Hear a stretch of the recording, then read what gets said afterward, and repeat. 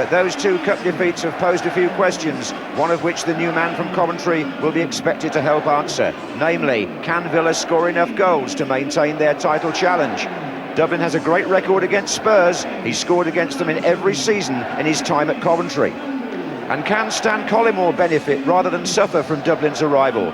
He partners a man who costs rather less than the club record £7 million that Villa paid for Collymore here, who hasn't scored in the league since February in John Gregory's first match as manager.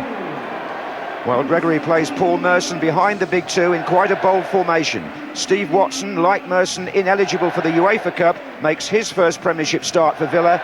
Mark Bosnich is still a week away from fitness, so Michael Oakes continues in goal. Alan Thompson and Gary Charles are the players left out.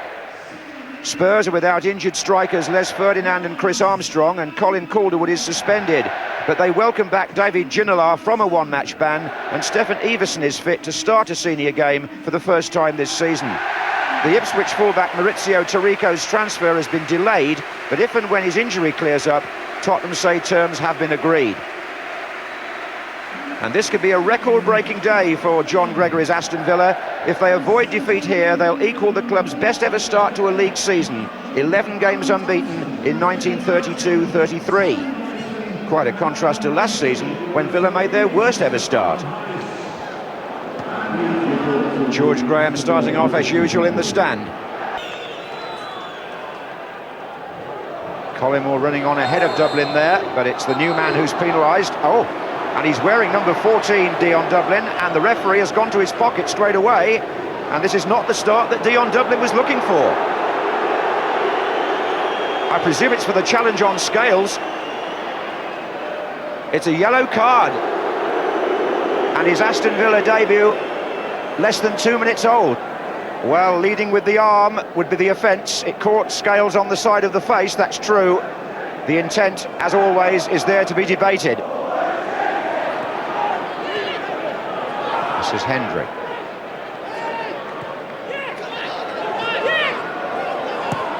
Villa working it well. Oh, Paul Merson. Collymore coming in far side now. Merson for Villa. Oh, it was blocked. Bordson and his defenders made a barrier at the near post, and Paul Merson couldn't break it down. It was a good piece of play, though. He's onside, there's no question about that. Flags rightly stayed down. Merson saw Collymore coming in, and I think he was trying to find him. It's a corner.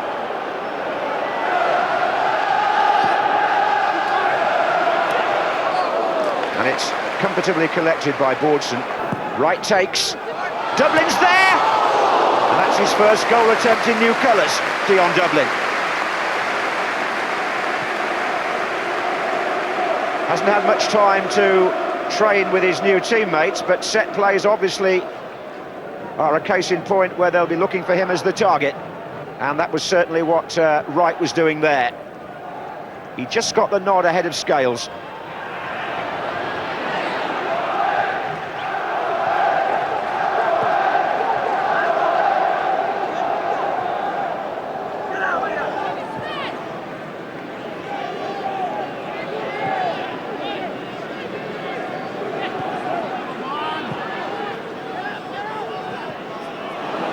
Hendry.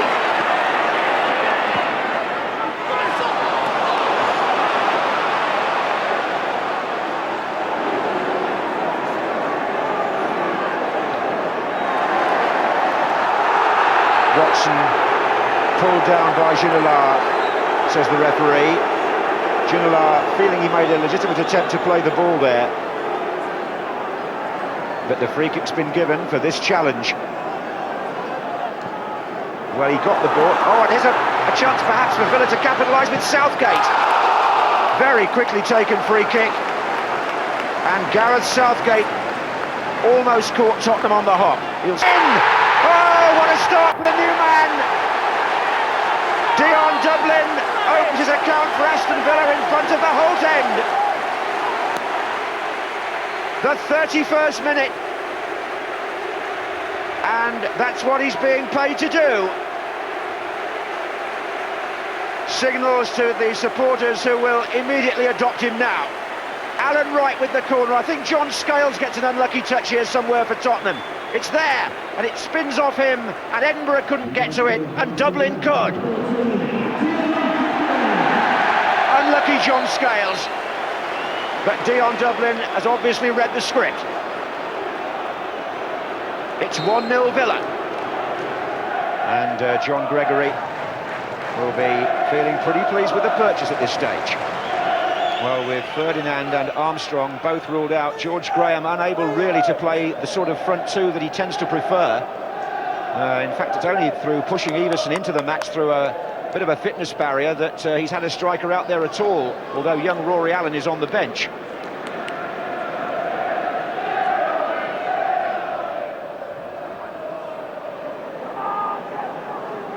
Oh, mistake, and Dublin's in again!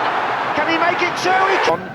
And so too is Ramon Vega, and the players who've gone off are Justin Edinburgh and Rule Fox. It looks like three at the back for Tottenham now: Scales, Vega and Campbell.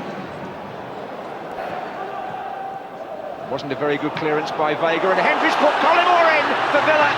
Collymore, 3! I thought he'd let the chance go for a split second, but the finish was decisive. And Stan Collymore now compliments Dion Dublin. And early in the second half, Aston Villa have possibly put this match beyond Tottenham's reach. Spurs again were slack in the defence in the 48th minute. The ball was played in yards of space to Collymore. He's not offside. They almost caught him up, but then he drove it past Bordson. And that's Collymore's first goal in the Premiership since last February, when he scored against Liverpool in John Gregory's first match in charge. Been a long wait for him, although he has scored in Europe, of course. Oh dear me, that was a slack piece of play by Nielsen. And this is Collymore, as a result of that, in possession. Out to Hendry. Dublin waiting in the centre. Hendry's brought down, free kick. It was Darren Anderton, and it wasn't far outside the box, actually. Collymore! Oh! And Dublin trying to get to the rebound. And then Hendry. Spurs getting bodies in the way. Bordson had to beat out the effort from Collymore. Now it's Nielsen. And Anderton in space here for Tottenham. Good strike. Oh, he's hit the bar. And Everson tries to get to the rebound. And out of comparatively nothing, Darren Anderton produces the best moment of the match for Tottenham. Hit that beautifully with swerve. Oakes didn't go for it, actually, and it came back off the bar to his relief.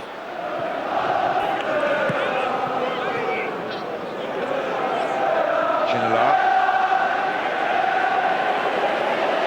Oh, penalty. Here's some joy at last for Tottenham. Hugo Ehiog having a long look at the referee. David Ginola was the player skipping through, but a penalty has been given by Mr. Harris. Ginola takes on Ehiog on the edge of the area. Well, it looked a little bit of a softish challenge to me. And the left leg, in fairness, did go across, and I think there was contact, in which case the referee was right. It's Anderton to take it for Spurs. And he scores with power. Michael Oakes a bit unlucky, but it's a good penalty. And Tottenham bring it back to 3-1, courtesy of Darren Anderton's first goal since May of last year. Hasn't scored since the back end of the season before last at Liverpool. Not for Tottenham anyway. But he has... Oh, it's there! Ramon Vega came in behind Everson, and he's given Spurs a real lifeline here. Vega got the final shot in, the substitute, but it's Everson who causes confusion in the Villa defence here from the corner. He comes in here with a flick on the 6-yard line. Vega sticks out a foot, and in the 76th minute, Tottenham are very much back in business here at 3-2. This time it's Villa's marking that goes awry. Well, some 12 minutes ago, you wouldn't have imagined that this would have happened. It looked all over at 3-0. But Tottenham have finally got themselves together, and now the league leaders have a bit to do.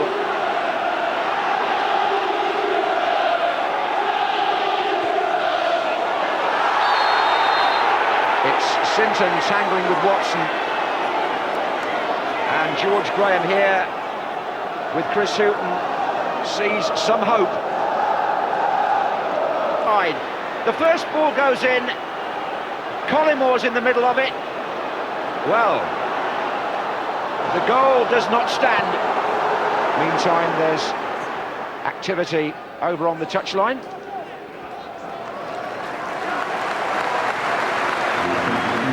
And Dion Dublin, having scored twice on his debut and had a third one disallowed, gives way to Mark Draper. And I think that means Paul Merson moving up front. Spurs, meantime, have also decided to make a change. Rory Allen has come on in place of Stephen Clements. Ginola.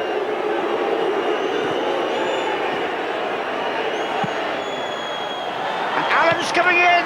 Oh, he's hit the side netting! Well, that would have spoiled Aston Villa's day. And the relief reverberates around the ground as the final whistle goes. Aston Villa confirm their position as Premiership leaders and equal their best ever start to a league season.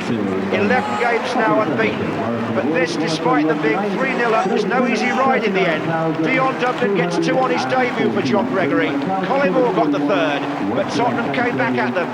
David Ginola won a penalty kick, and that turned the second half, in which Tottenham had a stab, with Vega doing just that at a corner to make it 3-2, but rescuing a point. An exciting afternoon at Villa Park, but at the end of it, it's Dublin's debut that will make the headlines, and Villa, at least for 24 hours, increase their lead.